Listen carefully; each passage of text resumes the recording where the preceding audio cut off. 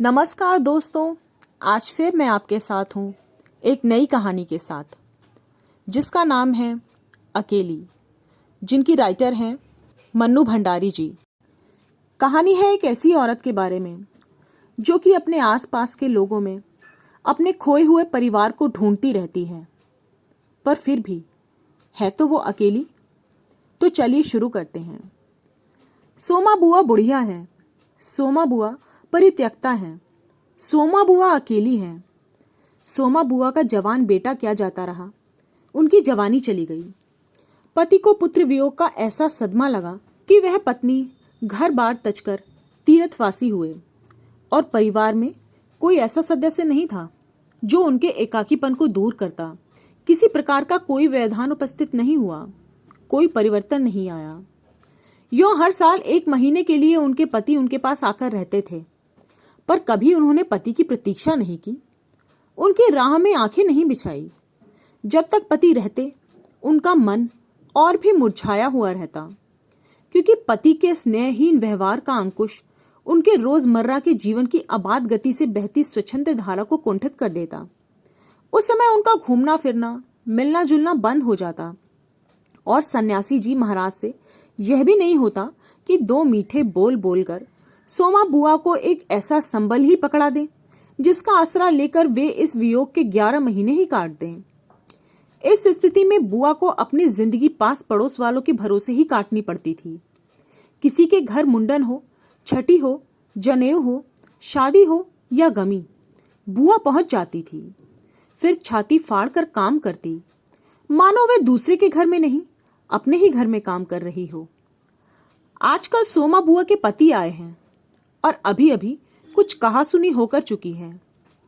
बुआ आंगन में बैठी धूप खा रही है, पास रखी कटोरी से तेल लेकर हाथों में मल रही है और बड़बड़ा रही है। इस 1 महीने में अन्य अवयवों के शिथिल हो जाने के कारण उनकी जीभ ही सबसे अधिक सजीव और सक्रिय हो उठती है। तभी हाथ में एक फटी साड़ी और पापड़ लेकर ऊपर से राधा भाभी उतरी। क्या हुआ बुआ, क्यों बड़बड़ा रही हो? फिर सन्यासी जी महाराज ने कुछ कह दिया क्या? अरे मैं कहीं चली जाऊं सो इन्हें नहीं सुहाता। कल चौक वाले किशोरी लाल के बेटे का मुंडन था, सारी बिरादरी को ही न्योता था। मैं तो जानती थी कि ये पैसे का गुरूर है कि मुंडन पर सारी बिरादरी को न्योता है, पर काम उन नई नवेली बहुओं से ना संभलेगा, सो जल्दी ही चली गई। हुआ भी वही, और सरक कर बुआ ने राधा के हाथ से पापड़ लेकर सुखाने शुरू कर दिए। एक काम गत से नहीं हो रहा था। अब घर में कोई बड़ा बूढ़ा हो तो बताए, या कभी किया हो तो जाने। गीत वाली औरतें मुंडन पर बन्ना बन्नी गा रही थीं। मेरा तो हंसते हंसते पेट फूल गया और उसकी याद से ही कुछ देर पहले का दुख और आक्रोश धुल गया। अपने सहज स्वाभाविक रूप में वे कहने लगी, भट्टी पर देखो तो अजब तमाशा, समोसे कच्चे ही उतार दिए गए और इतने बना दिए गए कि 2 बार खिला दो, और गुलाब जामुन इतने कम कि एक पंगत भी पूरी ना पड़े। उसी समय मैदा सानकर नए गुलाब जामुन बनाए। दोनों बहुएं और किशोरी लाल इतना जस मान रहे थे कि क्या बताऊं। कहने लगे, अम्मा तुम ना होती तो आज भद उड़ जाती। अम्मा तुमने लाज रख ली। मैंने तो यह कह दिया, अरे अपने ही काम नहीं आएंगे तो कोई बाहर का आएगा क्या? यह तो आजकल इनका रोटी पानी का काम रहता है, नहीं तो मैं सवेरे से ही चली जाती। तो सन्यासी महाराज क्यों बिगड़ पड़े? उन्हें तुम्हारा आना जाना अच्छा नहीं लगता क्या बुआ? यो तो मैं कहीं आऊं जाऊं तो इन्हें कुछ सुहाता नहीं, और फिर कल किशोरी के यहाँ से बुलावा नहीं आया। अरे मैं तो कहूं कि घर वालों को भी कोई बुलावा आता है। वे लोग तो मुझे अपनी माँ से कम नहीं समझते, नहीं तो कौन भला यूं भट्टी और भंडार घर सौंप दे। पर उन्हें अब कौन समझाए। कहने लगे, तू जबरदस्ती दूसरों के घरों में टांग क्यों अड़ाती फिरती है? और एकाएक उन्हें इस क्रोध भरी वाणी और कटु वचनों का स्मरण हो आया, जिनकी बौछार कुछ देर पहले ही उन पर होकर चुकी थी। याद आते ही फिर से आंसू बह चले। अरे रोती क्यों हो बुआ, कहना सुनना तो चलता ही रहता है। सन्यासी जी महाराज 1 महीने को तो आकर रहते हैं, सुन लिया करो। और क्या, सुनने को तो सुनती ही हूं, मगर दुख तो रहता है कि 1 महीने को आते हैं तो भी कभी मीठे बोल नहीं बोलते। मेरा आना जाना इन्हें सुहाता नहीं।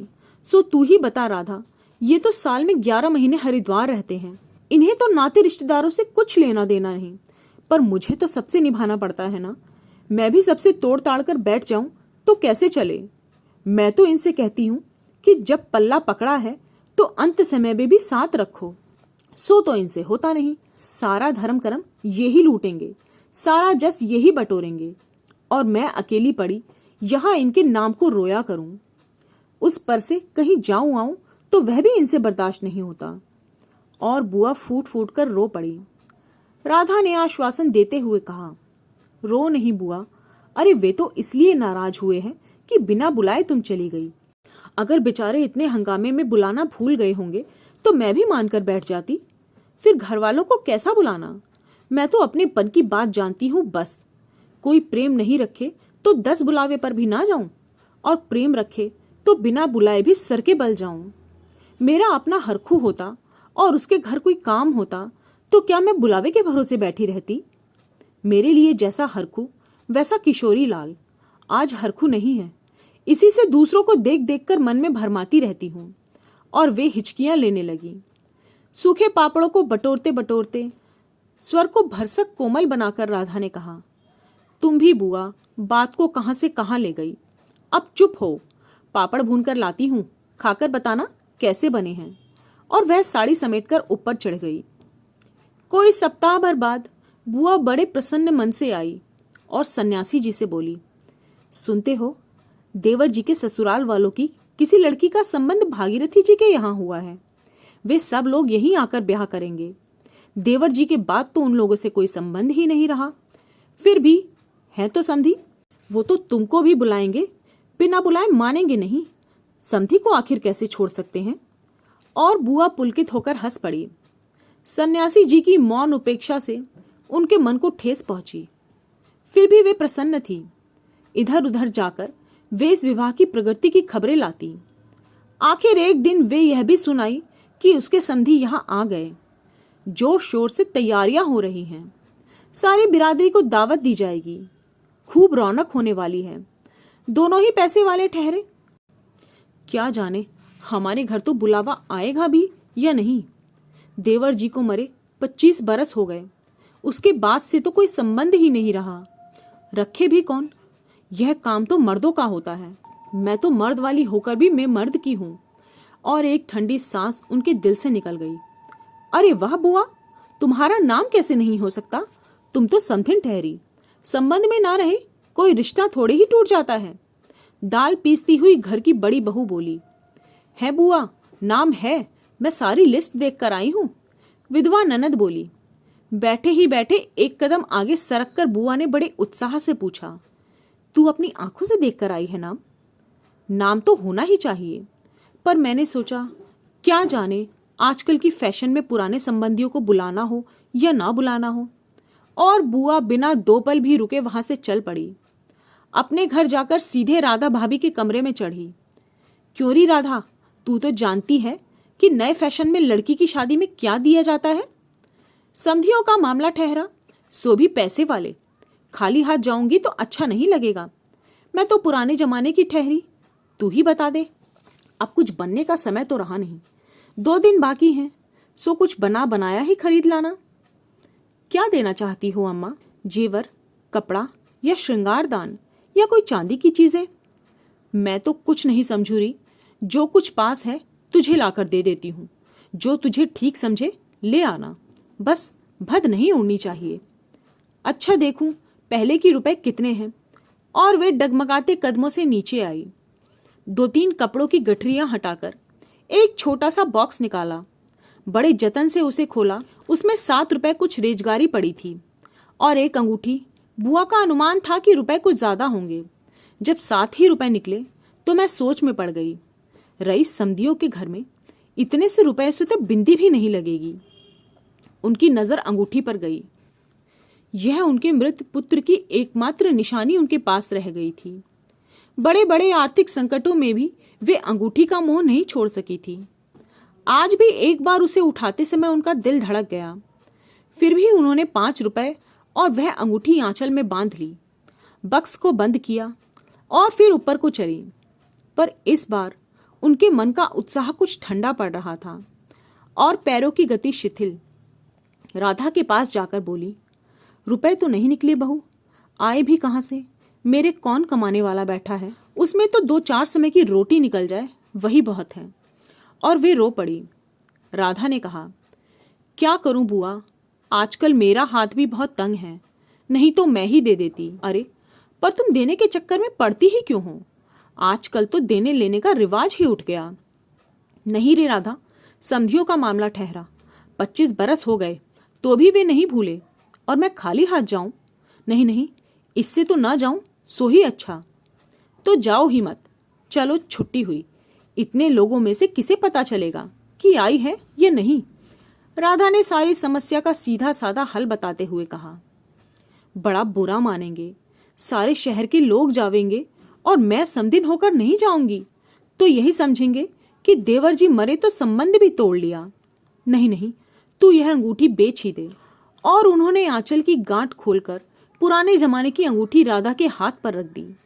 फिर बड़ी मिन्नत के स्वर में बोली, तू तो बाजार जाती है राधा, इसे बेच देना, जो कुछ ठीक समझे खरीद लेना, बस शोभा रह जावे, इतना ख्याल रखना। गली में बुआ ने चूड़ी वाले की आवाज सुनी तो एकाएक ही उनकी नजर अपनी हाथ की भद्दी मटमैली चूड़ियों पर जाकर टिक गई। कल समधियों के यहाँ जाना है, जेवर नहीं तो कम से कम कांच की चूड़ी तो अच्छी पहन ले। पर एक अत्यंत लाज ने उनके कदमों को रोक दिया। कोई देख लेगा तो? लेकिन दूसरे ही क्षण अपनी इस कमजोरी पर विजय पाते ही वे पीछे के दरवाजे पर पहुंच गईं और 1 रुपया कलदार खर्च करके लाल हरी चूड़ियों के बंद पहन लिए। पर सारे दिन हाथों को साड़ी के आंचल से ढके ढके फिरी। शाम को राधा भाभी ने बुआ को एक चांदी की सिंदूरदानी, एक साड़ी और एक ब्लाउज का कपड़ा लाकर दिया। सब कुछ देखकर बुआ बड़ी प्रसन्न हुई और यह सोच सोचकर कि जब वे सब देंगी तो उनकी समधिन पुरानी बातों की दुहाई दे देकर उनकी मिलनसारिता की कितनी प्रशंसा करेंगी, उनका मन पुलकित होने लगा।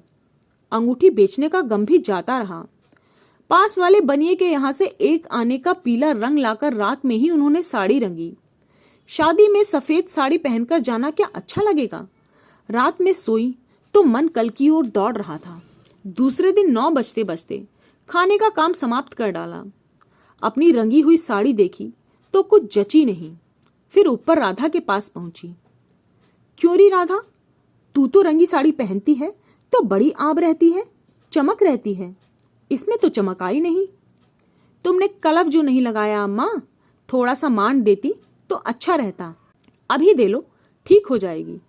बुलावा कब का है? अरे नए फैशन वालों को तो मत पूछो, ऐन मौकों पर बुलावा आता है। 5 बजे का मुहूर्त है, दिन में कभी भी आ जाएगा। राधा भाभी मन ही मन मुस्कुरा उठी। बुआ ने साड़ी में मान लगाकर सुखा दिया। फिर एक नई थाली निकाली। अपनी जवानी के दिनों में बुना हुआ क्रोशिये का एक छोटा सा मेजपोश निकाला। थाली में साड़ी, सिंदूरदानी, एक नारियल और थोड़े से बताशे सजाए। फिर जाकर राधा को दिखाया। सन्यासी महाराज सवेरे से इस आयोजन को देख रहे थे और उन्होंने कल से लेकर आज तक कोई 25 बार चेतावनी दी थी कि यदि कोई बुलाने ना आए तो चली मत जाना, नहीं तो ठीक नहीं होगा। हर बार बुआ ने बड़े ही विश्वास के साथ कहा, मुझे क्या बावली समझ रखा है जो बिन बुलाए जाऊंगी? अरे वह पड़ोस वालों की नंदा अपनी आंखों से बुलावे के लिस्ट में नाम देख के आई है, और बुलाएंगे क्यों नहीं? शहर वालों को बुलाएंगे और समझियों को नहीं बुलाएंगे। 3 बजे के करीब बुआ को अनमने भाव से छत पर इधर उधर घूमते देख राधा भाभी ने आवाज लगाई, गई नहीं बुआ? एकाएक चौंकते हुए बुआ ने पूछा, कितने बज गए राधा? क्या कहा? 3? सर्दी में तो दिन का पता ही नहीं लगता। बजे 3 है और धूप सारी छत पर से ऐसे सिमट गई मानो शाम हो गया। फिर एकाएक जैसे ख्याल आया कि यह तो भाभी के प्रश्न का उत्तर नहीं। जरा ठंडे स्वर में बोली, मुहूर्त तो 5 बजे का है, जाऊंगी तो 4 बजे, अभी तो 3 ही बजे हैं। बड़ी सावधानी से उन्होंने स्वर में लापरवाही का पुट दिया। बुआ छत पे से गली में नजर फैलाए खड़ी थी। उनके पीछे ही रस्सी पर धोती फैली हुई थी जिसमें कलफ लगा हुआ था और अबरक छिड़का हुआ था। अबरक के बिखरे हुए कण रह रहकर धूप में चमक जाते थे। ठीक वैसे ही जैसे किसी को गली में घुसता हुआ देखकर बुआ का चेहरा चमक उठता था। 7 बजे के धुंधलके में राधा ने ऊपर देखा तो छत की दीवार से सटी गली की ओर मुंह किए एक छाया मूर्ति दिखाई दी। उसका मन भर आया। बिना कुछ पूछे इतना ही कहा, बुआ, सर्दी में खड़ी खड़ी यहाँ क्या कर रही हो? आज खाना नहीं बनेगा क्या? 7 तो बज गए। जैसे एकाएक नींद में से जागते हुए बुआ ने पूछा, क्या कहा? 7 बज गए? फिर जैसे अपने से ही बोलते हुए पूछा, पर 7 कैसे बज सकते हैं? मुहूर्त तो 5 बजे का था। और फिर एकाएक ही सारी स्थिति को समझते हुए स्वर को भयंकर संयत करके बोली, अरे खाने का क्या है, अभी बना लूंगी। 2 जन का तो खाना है, क्या खाना और क्या पकाना। फिर उन्होंने सूखी साड़ी को उतारा, नीचे जाकर अच्छी तरह उसकी तह की, धीरे धीरे हाथों की चूड़ियां खोली, थाली में सजाया हुआ सारा सामान उठाया और सारी चीजें बड़े जतन से एकमात्र संदूक में रख दी और फिर बड़े ही बुझे दिल से अंगीठी जलाने लगी। आप सुन रहे थे मनु भंडारी जी की कहानी अकेली। आपको यह कहानी कैसी लगी कमेंट बॉक्स में लिखकर ज़रूर बताएं। मेरे चैनल को सब्सक्राइब करें। जल्द ही मिलते हैं एक नई कहानी के साथ। तब तक के लिए नमस्कार।